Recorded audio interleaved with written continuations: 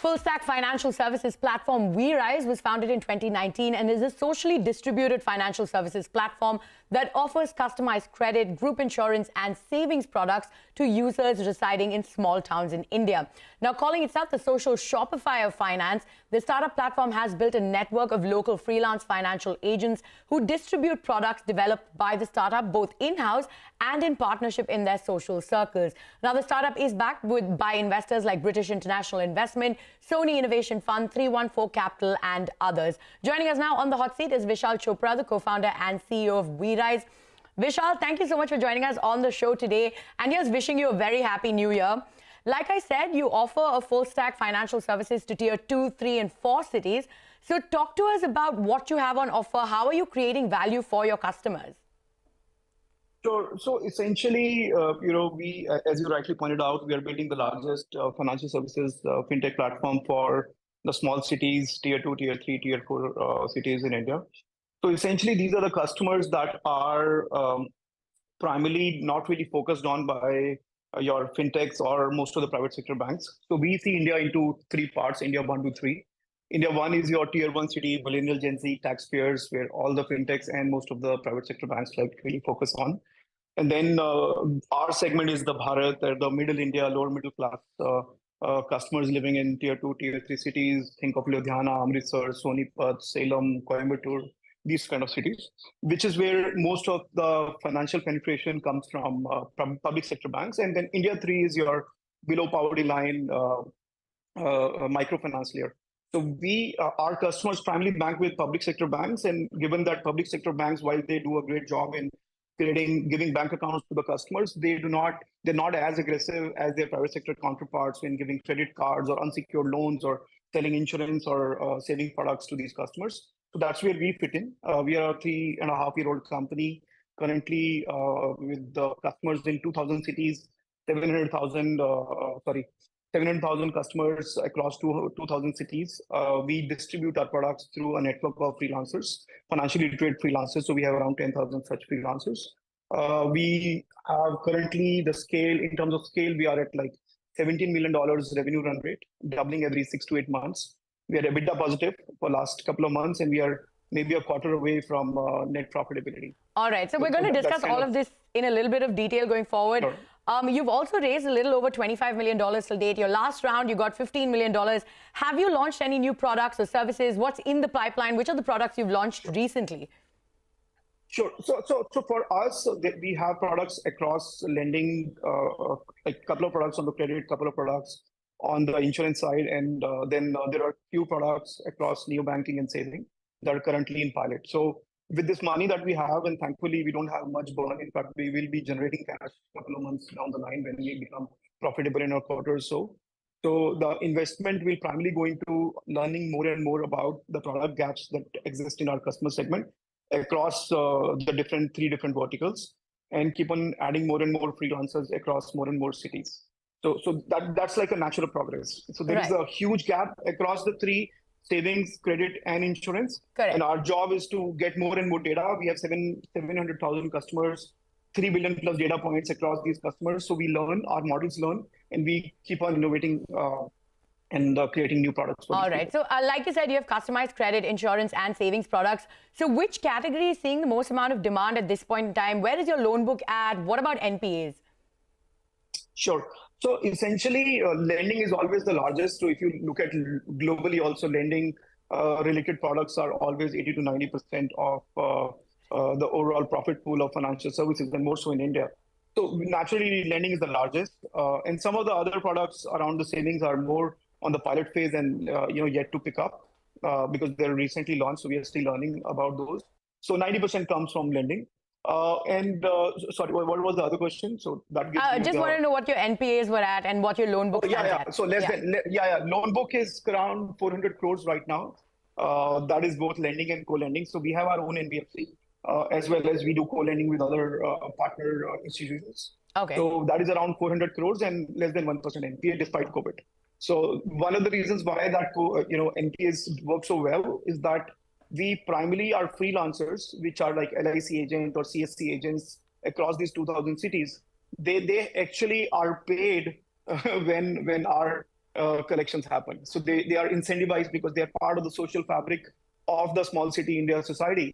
So as we get our money, they also get paid. So there is this incentive alignment which helps us have pretty solid NPS, so less than 1%. All right, and let's talk about your numbers. You said you're EBITDA positive and you're going to be profitable soon. So talk to us about your current revenues. How soon will you achieve profitability? A couple months from now? When would that be? What are the targets you've set for yourself going forward? So we are at a revenue run rate because we are growing rapidly. So we have grown like calendar year over calendar year close to like 3.5x. So our current run rate is around $17 million revenue run rate, and we expect to double this every 8 to 9 months. So net year to year achieve around 3x growth for next at least 2 years. We are EBITDA positive. So we have two companies. There is a technology company and there is NBFC. NBFC, which is the subsidiary. NBFC is profitable for a while. And now at a group holding company level, we are EBITDA positive for last few months. I think within 3 to 6 months, we will start to make net profit at the holdco level. And the reason why we are able to reach profitability so quickly is because we don't have any marketing expenses. We don't have any Google or Facebook marketing expense. These freelancers are the ones that are able to get customers to us. And second, something very unique to us is, to manage these freelancers in 2,000 cities, we don't have any operations or feet on the street or any branches. So the office in Bangalore that I'm talking from right now is the only office we have. I'm sorry, there's some power. That's okay, no problem. Yeah. But we do not have any feet on street or operations on the ground, and that leads to a huge saving because essentially our only cost is the technology platform cost. Correct. So we are in fact I would want to point out that while this freelancer based model is not very unique, LIC, which is the pioneer of this freelancer based product distribution, we are the only one in the world which has been able to crack this at scale without any feet on street or branches. So if you look at LIC or some other companies, they have their own development offices to acquire, train, manage these freelancers. Right. We don't have anything. We are able to manage them through the platform. Absolutely. That's the reason for profitability. Yes. So 3 to 6 months, we'll see net profits there. All right. Yes. Vishal, thank you so much for joining us on the show. We're completely out of time and we wish you all the best going forward. Thank you so much. Now, over 1.65 lakh biryanis, over 16,000 chole bhatures and over 61,000 Domino's pizzas. That's what India ordered on Swiggy on New Year's Eve. Meanwhile, Zomato saw a 45% surge in order volumes versus the 2021 count, while Blinkit got a single order worth over 28,000 rupees from Bangalore. Shilpa Ranipeta is here with us with India's favorite food and most interesting orders and what excited customers on New Year's Eve. Shilpa, before you tell us about India, tell me if you ordered anything on New Year's Eve. I think I wasn't part of that entire order that Swiggy and Zomato may have gotten, but a large number of you may have been out partying during New Year's Eve. But if data from Swiggy and Zomato is anything to go by, an equally large number of people brought in 2023 at home. And expecting a huge rush throughout the night, orders started pouring in early, with Swiggy registering 1.3 million orders by 6:30 p.m. itself. Now, the platform saw most orders coming in from Bengaluru, followed by Hyderabad. Then there was Mumbai, Chennai, Delhi, and then followed by Chennai. And what did they order? Well, it's always biryani at the top of every food list. Even before 7:20 p.m., more than 1.6 lakh orders were placed for biryanis. And along with that, there were over 61,000 orders for Domino's pizzas as well. Interestingly, many were also seeking comfort food, with more than 12,000 orders for khichdis being placed. Now, Zomato wasn't far behind either. Its order volumes were up 45%, and 4 of which the CEO Dipinder Goyal himself delivered as well. And at Zomato too, biryani was among the most ordered food items. Now, more than food, grocery orders were in high demand. Now, look at these stats from Swiggy's Instamat. 1.76 lakh orders for chips, more than 13,000 for nachos, nearly 15,000 for sodas, and nearly 14,000 lemons. All these even before just 9 p.m. And some of the interesting standouts here, there were about 3,000 orders for stationery items, and as the night progressed, the demand for condoms also peaked. Now, it was a party for Blinkit as well. Now, over 56,000 packets of chips, 1.5 lakh lemons and other party essentials were bought. And its biggest order, that was worth nearly 29,000 rupees from a customer in Bengaluru.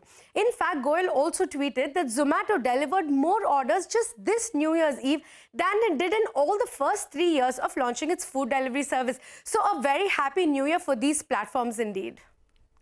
Well, thank you, Shilpa, for taking us through some of the most interesting orders and what excited customers on New Year's Eve. With that, it's a wrap on this edition of Startup Street. Wish you all a very happy New Year. More news and updates coming up on the other side.